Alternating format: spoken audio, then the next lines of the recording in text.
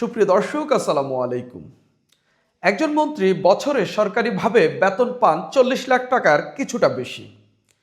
সেই মন্ত্রী শুধুমাত্র কোরবানির ঈদেই গরু কিনতে খরচ করলেন 32 লাখ টাকা। অনেকেই সঙ্গত কারণে প্রশ্ন তুলছেন, যেই মন্ত্রী 40 লাখ টাকা বেতন পাচ্ছেন, যার বেশিরভাগ টাকাই তিনি কোরবানির ঈদে খরচ করে ফেলছেন, তার বছরের বাকিটা সময় তার পরিবার কিভাবে চলে? যদি তিনি সাবলীলভাবে চলেন, তাহলে বছরের বাকিটা সময় চলতে সেই টাকাটা আসে কোথা থেকে? অর্থাৎ অনেকেই ইঙ্গিত করছেন তিনি অবৈধভাবে অর্থ উপার্জন করেন। খোদ এনসিপি নেতা নাসিরউদ্দিন পাটোয়ারি এই প্রশ্ন তুলেছেন। আমি সামাজিক যোগাযোগ মাধ্যমে এটা নিয়ে ব্যাপক সমালোচনা দেখেছি। পানি সম্পদ মন্ত্রী শহীদউদ্দিন চৌধুরীর কোরবানির গরু কেনা নিয়ে ব্যাপক সমালোচনা হচ্ছে। আমরা হিসাব নিকাশ করে দেখব এই মন্ত্রীর কি দুর্নীতি করার প্রয়োজন হয়েছে কিনা এই 32 লাখ টাকার গরু কিনতে। এই 32 লাখ টাকার গরুর জন্য তার আলাদাভাবে দুর্নীতি করতে হয়েছে কিনা, আলাদাভাবে অবৈধ অর্থ উপার্জন করতে হয়েছে কিনা, সেসব নিয়ে আমি কথা বলবো এবং এই গরু কোথায় যাবে সেটা নিয়েও কথা বলবো। এবং মন্ত্রী কি তিনি মন্ত্রী যার কারণে তিনি 32 লাখ টাকার গরু কিনে দাপট দেখাচ্ছেন কিনা, সব মিলিয়ে কথা বলবো, নাকি তিনি শুধুমাত্র বাজেভাবে সমালোচনার শিকার হচ্ছেন, মিডিয়া ট্রায়ালের মধ্যে পড়েছেন, সেসব নিয়ে কথা বলবো। পানি সম্পদ মন্ত্রী শহীদউদ্দিন চৌধুরী, যিনি বিগত 17ই ফেব্রুয়ারি মন্ত্রী হয়েছেন, তার আগের 17 বছর তিনি মন্ত্রী ছিলেন না। তার আগে সাধারণ একজন রাজনৈতিক ব্যক্তি ছিলেন, জেল খেটেছেন, আওয়ামী লীগ আমলে রাজনীতি করেছেন, মাঠে থেকেছেন। সে সময় ব্যবসা বাণিজ্য তার খুব বাজে ছিল। সেই মন্ত্রী এখন 32 লাখ টাকা দিয়ে কোরবানি করছেন। আমাদের দেখা উচিত, এই মন্ত্রী যখন নির্বাচন করেছেন তিনি একটি হলফনামা জমা দিয়েছেন।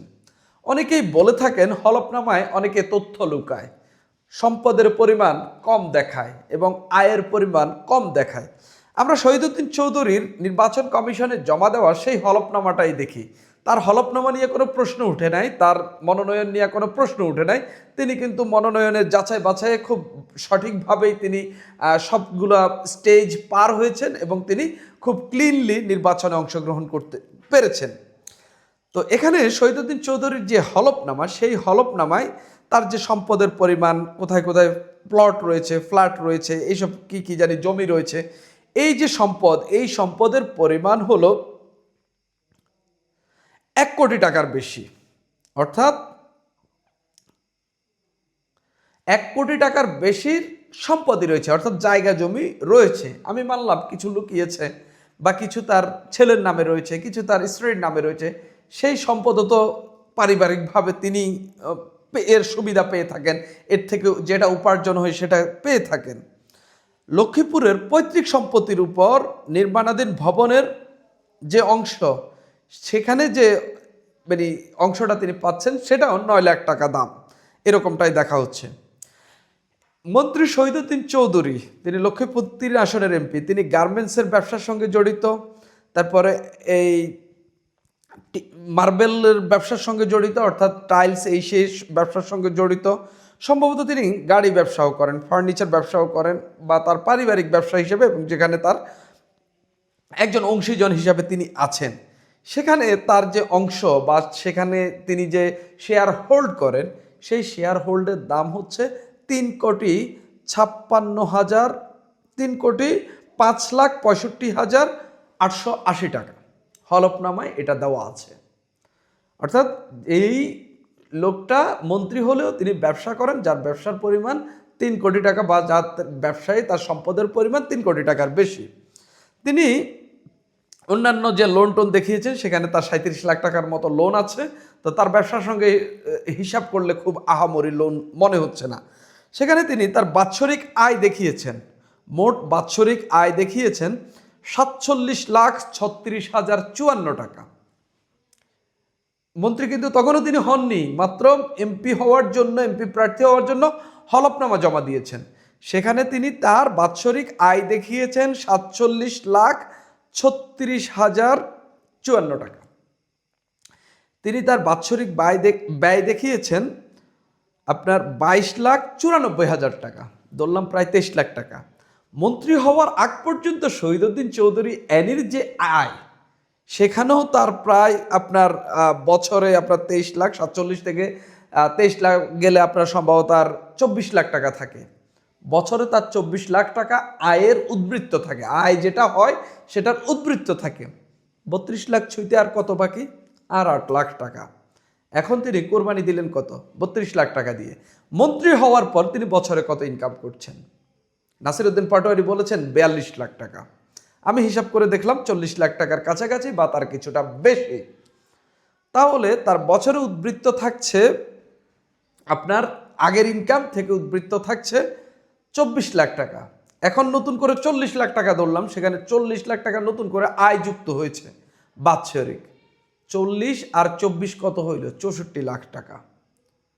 64 লাখ টাকা এখন তার বাৎসরিক আয় উদ্বৃত্ত থাকতেছে। আগে 47 লাখ টাকা আয়, এখন 40 লাখ টাকা আয়। টোটাল তার আয় হলো 87 লাখ টাকা। এখান থেকে তিনি খরচ করেন 23 লাখ টাকা। বাকি সব টাকাই, বাকি 64 লাখ টাকাই তার বাৎসরিক উদ্বৃত্ত থাকে। সেখান থেকে তো তিনি একটা কোরবানি 32 লাখ টাকা দিতেই পারেন, তাই তো না? এটা নিয়ে সমালোচনা কিছু আছে? নাই। সমালোচনাটা কেন হচ্ছে? প্রাথমিক কারণ হলো সমালোচনা করা দরকার, সেজন্য করা হচ্ছে। এবং মন্ত্রী শহীদউদ্দিন চৌধুরী অ্যানির পরিবার থেকে একটা স্টেটমেন্টও দেওয়া হয়েছে। স্টেটমেন্ট বলতে একটা বক্তব্যও দেওয়া হয়েছে। সেখানে বলা হচ্ছে তারা মূলত এতিমখানা পরিচালনা করেন, সেই এতিমখানায় মাংস দেওয়ার জন্যই তারা মূলত এই গরুগুলো কিনেছেন, বা আত্মীয় স্বজনদের জন্য কিনতে পারেন, যে কোনো কারণেই কিনতে পারেন। গরুর মাংস তো এমন না যে কুরবানির ঈদেই তিনি সব গরুর মাংস কিনে বাসায় রিজার্ভ করে রেখে দেবেন এবং সেগুলো বছর ব্যাপী খাবেন, এরকম না। মন্ত্রী মানুষ, তাজা মাংস খাবেন। কিনেছেন কাউকে দান করার জন্য, কোথাও দেওয়ার জন্য, হয়তো নেতাকর্মী হইতে পারে, দুস্থদেরকে দিতে পারেন, গরিবদেরকে দিতে পারেন, এতিমখানায় দিতে পারেন, আত্মীয় স্বজনদেরকে দিতে পারেন। কিন্তু তিনি তার উদ্বৃত্ত টাকা থেকেই এটা ক্রয় করেছেন। তার আলাদা করে দুর্নীতি করার প্রয়োজন পড়বে না এই ঈদে 32 লাখ টাকার গরু কেনার জন্য। দুর্নীতি করে থাকলে বা করার স্কোপ তৈরি করে থাকলে সেটা ভিন্ন আলাপ, কিন্তু এই আলাপটাই কমপ্লিটলি এরিলেভেন্ট এই জন্যই বলছি। আমাদের এখানে অনেকে মনে করে থাকেন একজন মন্ত্রী যখন গরু কিনবেন নিশ্চিতই দুর্নীতি করেছেন, এবং আমরা এগুলাকে অনেক বেশি স্পেকুলেট করে ফেলি, এবং যার কারণে ওই লোকটার মানহানি হয় এবং ওই লোকটার সমাজে এক ধরনের হেয় প্রতিপন্ন হয় এবং তার ইমেজের ক্ষতি হয়।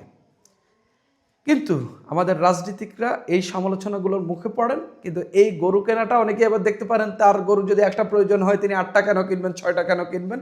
কিন্তু আমি তো যুক্তি হিসাবে দেখি একজন মন্ত্রী যার উদ্বৃত্ত বছরে 64 লাখ টাকা থাকতেছে, গরিব দুঃখীর জন্য তিনি সেই টাকা ব্যয় করতে পারেন।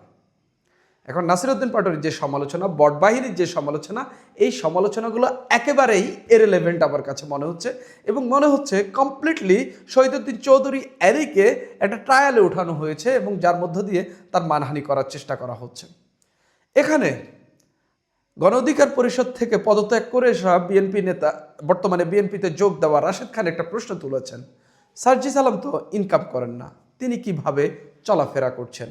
এনসিপির তো দলীয়ভাবে কোনো ইনকাম নেই, সেই দলটি কিভাবে একটা সংগঠন পরিচালনা করছে, পাশাপাশি রূপায়ণ টাওয়ারের মতো, বাংলা মোটরের জায়গায় রূপায়ণ টাওয়ারের মতো একটা ফ্লোরের ভাড়া কিভাবে দিচ্ছে, এই প্রশ্ন তিনি তুলেছেন। আমাদের রাজনীতিকদের অনেকেরই কিন্তু আয় নেই। আপনি যদি ঘাঁটেন দেখবেন তাদের অনেকের যে বাৎসরিক আয় সেখানে কিন্তু কোরবানি দেওয়ার মতো পরিস্থিতি নেই। আমি বগুড়ার একজন এমপি দেখেছি, শেখ হাসিনার আমলে 2018 সালের একটি উপনির্বাচনে জয়লাভ করেছেন, যেই আসনটি মির্জা ফখরুল ইসলাম আলমগীর ছেড়ে দিয়েছিলেন। সেই এমপি তার হলফনামায় মাসিক আয় দেখিয়েছিলেন 417 বা 517 টাকা, কিন্তু তিনি অনেক জাঁকজমক করে কোরবানি দিতেন। অর্থাৎ এই হইল পরিস্থিতি, এবং শহীদউদ্দিন চৌধুরীর ক্ষেত্রে যেটা ঘটেছে কমপ্লিটলি একটা ট্রায়ালের শিকার হয়েছেন। এবং শহীদউদ্দিন চৌধুরীও এই ব্যাখ্যা দিতে পারতেন যে তিনি তার হলফনামা দেখিয়ে যে আমার বাৎসরিক আয় আগে থেকে এটা ছিল, আমি ব্যবসা করি, সেখান থেকেই আমি কোরবানি দিয়েছি। সুপ্রিয় দর্শক, এখন এই পর্যন্তই।